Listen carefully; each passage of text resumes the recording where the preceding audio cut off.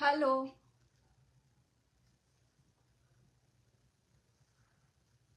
Hello అందరికీ నమస్కారం.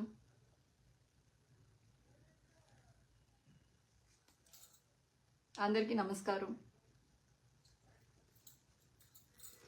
Radhe Radhe.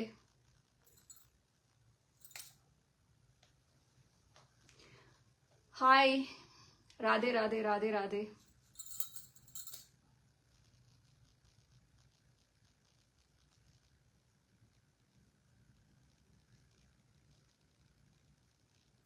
Please come. In Andhra, a lot of controversy is happening because of Tirupati Laddu and also Sanatana Dharma. Everybody is talking about Sanatana Dharma. I don't know what rights they are having, and in front of the media they are talking. I should talk about it. Yes. Okay. Sir, this is what Sanatana Dharma taught us. Ladies has to be like this. Ante I just wanted to give an example. Okay, I respect this in my personal life. నేను ఇలా వేసుకుంటాను. I love this. Okay, అది నా ఇష్టం. Okay, నాకు ఇలా వేసుకోవడం ఇష్టం, వేసుకుంటాను. బికాజ్ అన్ని అకేషన్స్లోనూ మనం ఇంట్లో ఎలా ఉంటామో that is our personal life. అది మనల్ని రిసెంబుల్ చేస్తుంది, మన క్యారెక్టర్ని రిసెంబుల్ చేస్తుంది. So I love to be like this. I have chosen this. Somebody XYZ is talking about సనాతన ధర్మ. మీరందరూ ఎవరో మాట్లాడుతున్నారు కదా సనాతన ధర్మ. మీ ఇంట్లో ఆడవాళ్ళు ఇలాగే బట్టలు వేసుకుంటున్నారా? సనాతన ధర్మం గురించి మాట్లాడుతున్నారు. మీరు హిందూ స్త్రీలను వివాహం చేసుకున్నారా? మీ ఇంట్లో కొంతమంది ఆడపిల్లలు ఉన్నారు, ఇలాంటి బట్టలను సనాతన ధర్మం నేర్పించిన బట్టలు వేసుకుని బయటకు వస్తున్నారా? స్టేజెస్ మీద డాన్స్ వేసేటప్పుడు ఎలాంటి బట్టలు వేసుకుని డాన్స్ చేస్తున్నారు? మరి వాళ్ళకి చెప్పాలని అనుకోవట్లేదా సనాతన ధర్మం గురించి? ఫస్ట్ మీ ఇంట్లో మాట్లాడి సనాతన ధర్మం గురించి. సనాతన ధర్మం ఎప్పుడు కూడా లివింగ్ రిలేషన్షిప్ అని ఎవరిని కడుపులు చేయమని చెప్పలేదే సనాతన ధర్మం.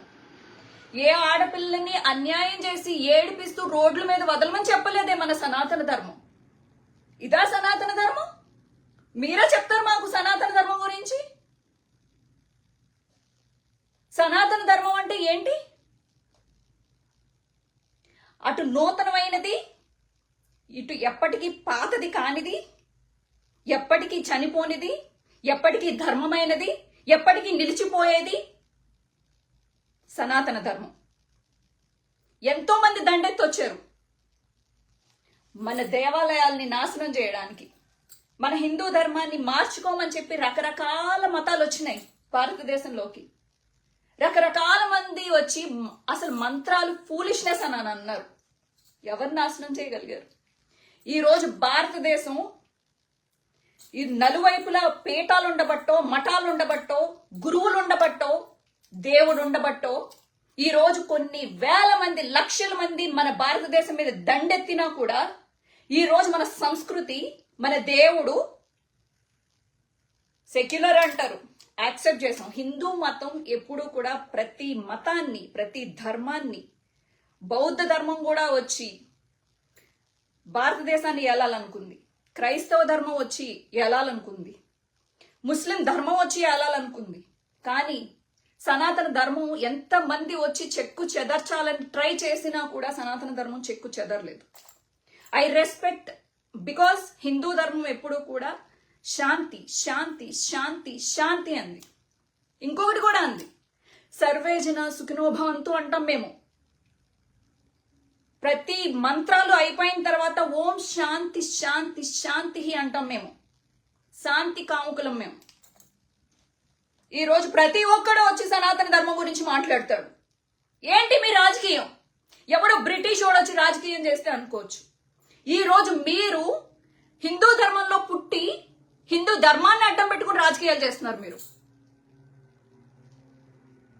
మీ ఉనికి కోసం, మీ రాజకీయం అస్తిత్వం కోసం హిందూ ధర్మాన్ని, అటు దేశ రాజకీయాలు అవ్వచ్చు, రాష్ట్ర రాజకీయాలు అవ్వచ్చు, ప్రతి ఒక్కడికి హిందువే కావాలి. మీరు జీవితాల్లో పాటించి చేస్తారా అంటే తోలు చెప్పులు వేసుకుని దీక్షలు చేస్తారు. తోలు చెప్పులు వేసుకుని, అది ఆవు చర్మమో లేకపోతే గేదె చర్మమో కూడా తెలియదు, ఆ చర్మంతో కుట్టిన చెప్పులు వేసుకుని మీరు దీక్షలు చేస్తారు. రేపు అయ్యప్ప దీక్షలు చేస్తారు. ఇంకొక కొన్ని రోజుల్లో భవానీ దీక్ష మొదలవుతుంది. చెప్పులు వేసుకోమంటారా? మిమ్మల్ని ఫాలో అయ్యే వాళ్ళు ఏం నేర్చుకోవాలి? హిందూ ధర్మం.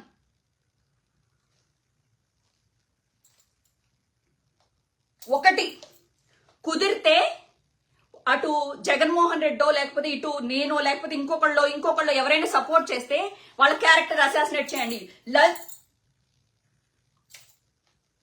అంతే. మనకు వచ్చిన పదాలు ఏంది? మన సనాతన ధర్మం నేర్పించింది కదా.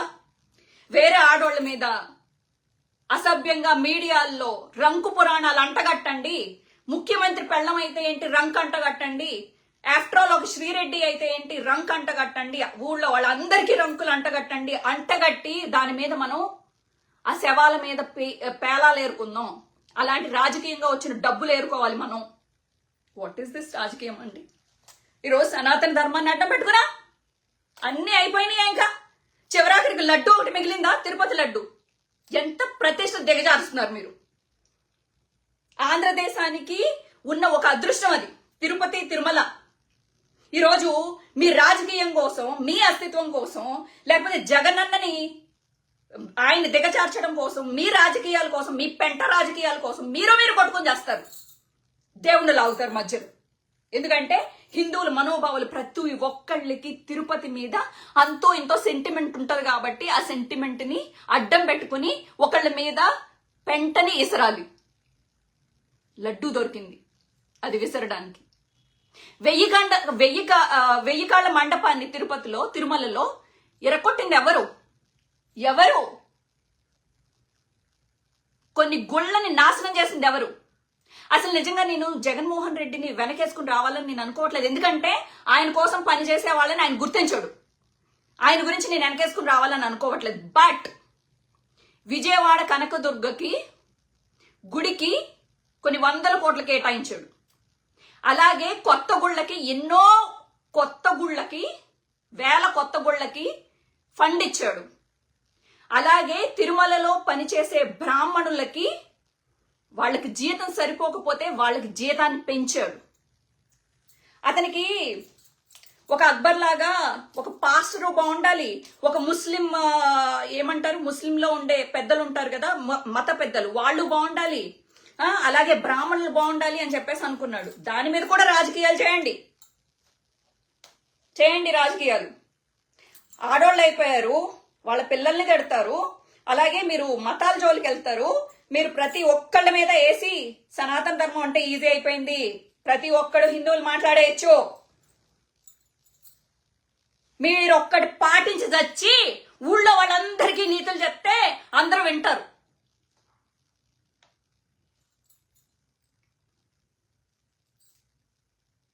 మాట్లాడరనుకుంటున్నారా? నేను ఈరోజు జగన్మోహన్ రెడ్డి గురించి మాట్లాడడానికి రాలేదు.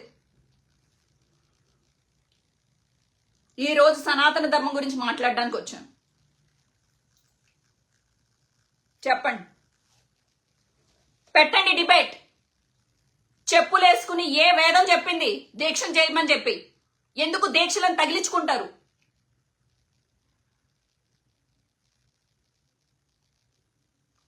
రేపొద్దున అయ్యప్ప భక్తులు, భవానీ భక్తులు, వారాహి భక్తులు, అందరి భక్తులు మాలలు వేసుకుంటారు. మీలాగా చెప్పులు వేసుకోమంటారా? ఇప్పుడు మిమ్మల్ని ఫాలో అయ్యే వాళ్ళు ఎంతో కొంతమంది ఉన్నారు కదా, ఒక పర్సెంటేజ్ ఆఫ్ పీపుల్ ఉన్నారు కదా, వాళ్ళందరికీ ఏం మెసేజ్ ఇస్తున్నారు మీరు?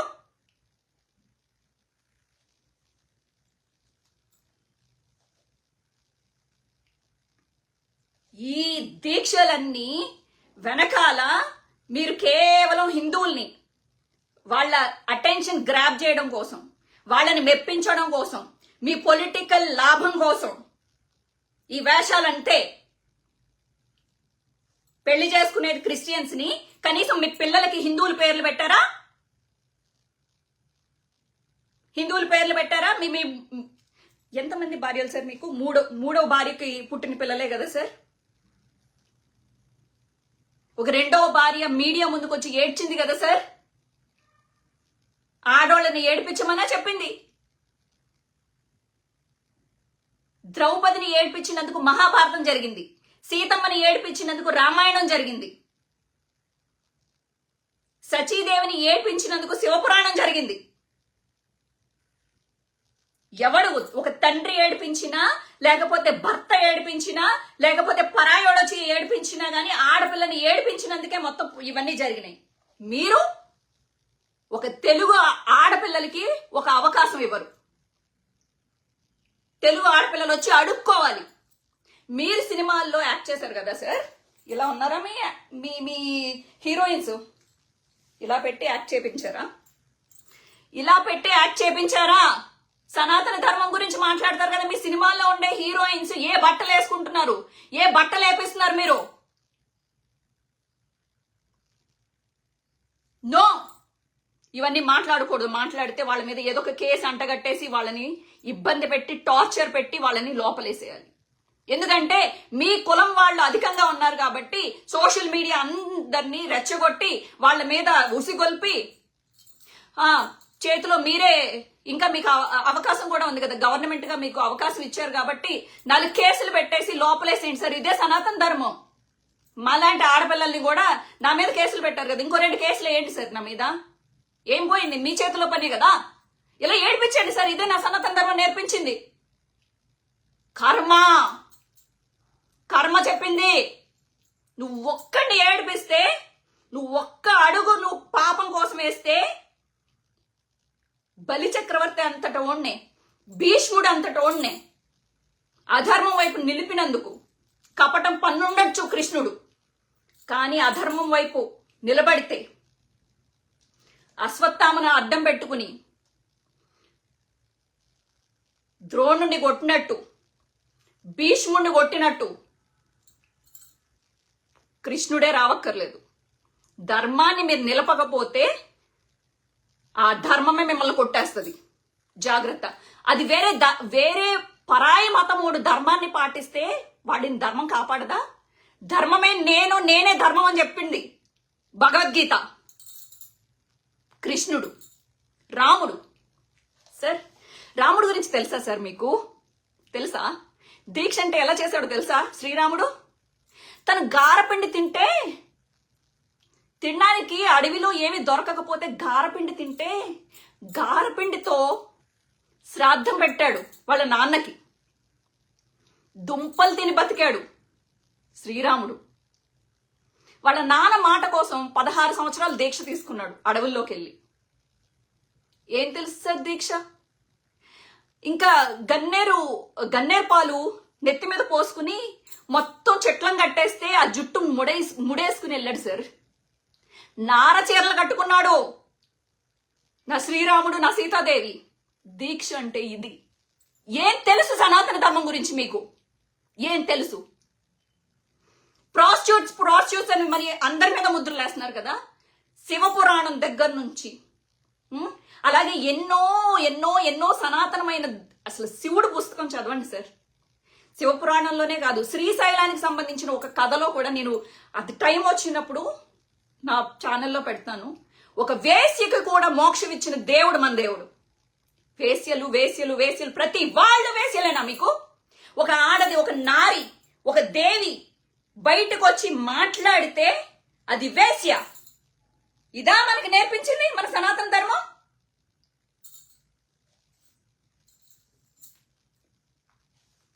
ధర్మం ధర్మం ధర్మం ధర్మం అని మాట్లాడింది. ప్రతి చోట ధర్మం.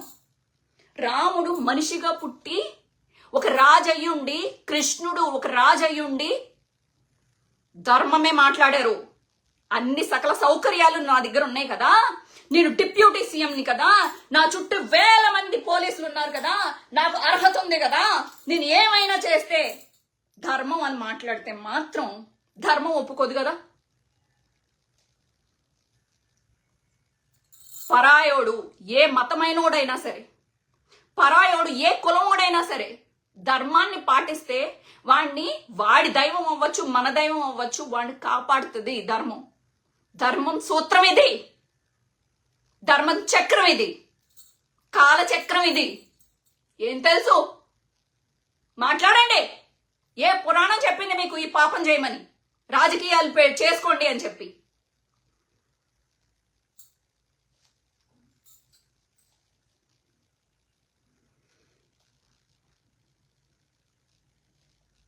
కులాన్ని, మతాన్ని అడ్డం పెట్టేయండి. ఒంటి నిండా రోగాలు, మనసు నిండా కక్ష, కళ్ళ నిండా నాశనం చేయాలనే ఒక గుణం. ఏ ధర్మం చెప్పింది మిమ్మల్ని కాపాడుతుందని? అమాయకుల మీద అస్త్రాలు వేయమని చెప్పిందా మన ధర్మం? పిచ్చుకల మీద అస్త్రం వేయమని చెప్పిందా? తెలుసా ధర్మసూత్రాలు? సాయం సంధ్యకాలం అయితే యుద్ధం చేయకూడదు. నిరాయుధుడి మీద ఆయుధాలు ప్రయోగించకూడదు. రథం మీద ఉండేవాడు రథం మీద లేకపోతే వాడి మీద అస్త్రం వేయకూడదు. ఏం తెలుసో? ఎవడైనా తెలుసో తెలియకో నాలాంటోళ్ళు ఒక చిన్న తప్పు చేస్తే వాడిని జీవితాంతం ఈ సోషల్ మీడియా అడ్డం పెట్టుకుని వాళ్ళ క్యారెక్టర్ అసాసినేట్ చేసి, ఇంక్లూడింగ్ మీడియా, మీడియా నాలాంటి అమాయకులైన ఆడోళ్ళని మీ ఇష్టానికి ట్రోల్ చేసి మీ ఇష్టానికి జడ్జి చేస్తారు.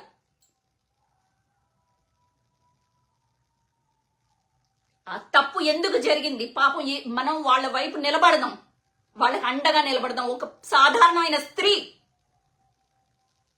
అన్యాయంగా నిలబడితే అదే సనాతన ధర్మంలోకి వస్తా.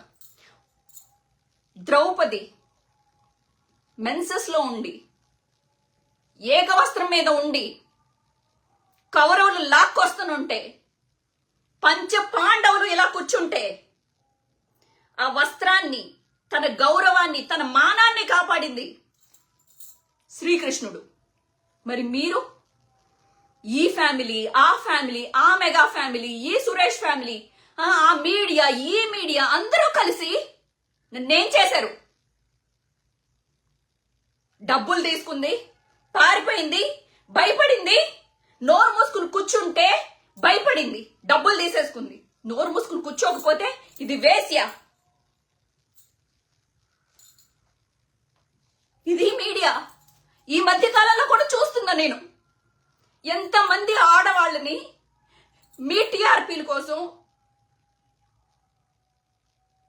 ఆ జానీ మాస్టర్ కేసులో అవ్వచ్చు, కాసేపు వాళ్ళు మంచోళ్ళు అంటారు, కాసేపు వాళ్ళు చెడ్డోళ్ళు అంటారు, కాసేపు ఏదో డిమాండ్ చేసిందంటారు, కాసేపు ఏదో లాభం పొందిందంటారు. ఆడోళ్ళని నిట్ట నిలువుగా నాశనం చేసేది మీడియా. ఎందుకు? నేను నమ్ముకున్న వైఎస్ఆర్సీపీ పార్టీ, ఇంత సపోర్ట్ చేసిన వైఎస్ఆర్సీపీ పార్టీ నన్ను ఎందుకు దగ్గర తీయలే? మీడియాకు భయపడి. This is what political parties, this is what media, this is what political people ఆడే నాటకంలో, మీడియా ఆడే నాటకంలో మీ కులం, మీ మతం అని మనం కొట్టుకొని చేస్తాం. సనాతన ధర్మం ఇది కోరుకోలేదు, శాంతి కోరుకుంది. అర్థమైందా? ఈ డ్రామాలో మీరు పడిపోయి మనం కొట్టుకుని మనం శ్రీరెడ్డిని అవమానించాలి. శ్రీరెడ్డి మన పార్టీ కాదు. శ్రీరెడ్డి మాట్లాడేదంతా తప్పే. ఇంకెన్ని రోజులు కులం, ఇంకెన్ని రోజులు మతం, ఎన్ని రోజులు కొట్టుకుందాం చెప్పండి? ఏ సుఖపడుతున్నాం ఇలా కొట్టుకొని? ఈ రాజకీయాలకి ఎన్ని రోజులు బలి అవుతాం మనం?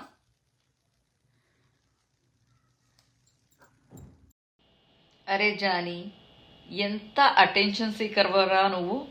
పబ్లిసిటీ కోసం పులిపిక్కిపోతా ఉండవా? ఏంటి ఏం మాట్లాడుతున్నావు? పన్ను కింద ఏం వస్తుందో, నాలుగుకి ఏం మడత పెడుతున్నావో, నోరు ఎక్కడికి పోతుందో అర్థం కావట్లేదురా జానీ. జానీ సిన్స్ మీద వాలిన ఈగలాగుండే నువ్వు, జానీ వాకర్ బాటిల్లో మిగిలిపోయిన 4 చుక్కల కోసం ఎదురు చూసే కుక్కలాగుండే నువ్వు, పబ్లిసిటీ కోసం తెగబడిపోయి ఎగబడిపోయి పవన్ కళ్యాణ్ గాడికి గజ్జికి రాసే ఆయింట్మెంట్ లాగా పవన్ కళ్యాణ్ గాడి గజ్జి ఏదో పట్టుకున్నట్టు ఆ పిల్లనాయాళ్ళ కంటే బుద్ధి లేదు, ఇది ఎదగలేదు కాబట్టి నీకు మొత్తం మీద అసలు సామాన్లే ఎదగలేదు అనుకుంటారా? నా కొడక్క, ఏమో రెచ్చిపోతున్నావు. ఎన్నాళ్ళు రెచ్చిపోతావో, నీ సినిమాలేందో, నువ్వేందో, ఈ ఎలక్షన్ తర్వాత నీ కథ ఏందో ఏం అర్థం కావట్లేదు రజానిగా. కొంచెం జాగ్రత్తగా ఉంటే మంచిదేమో. అందులోనూ నీ ఫీల్డ్లో ఇలాంటి కక్కుర్తి నాయాల్లాగా కక్కుర్తేషాలు వేసావనుకో తొక్కి పారేస్తారా, పనికిరావురా నా కొడక. ఎవరితో పెట్టుకుంటున్నావో తెలిసి పెట్టుకో. అస్తమాటు ఆ నాగబాబు గాడిదో లేకపోతే పవన్ కళ్యాణ్ గాడిదో మడత పెట్టి లోపల పెట్టేసుకోవడం కాదు, కానీ నోట్లో పెట్టి చీకి చీకి ఏం చేస్తావరా? ఎన్నాళ్ళు చీకుతో వాళ్ళది ఏమొచ్చింది చెప్పు. సచ్చినోడ, నీ బతుకు బస్ స్టాండ్ అయ్యే రోజులు వచ్చినాయి కాబట్టి నువ్వు ఈ మాటలన్నీ మాట్లాడుతున్నావు నాకు అర్థమైంది. ఇంక మూసుకుని మింగే.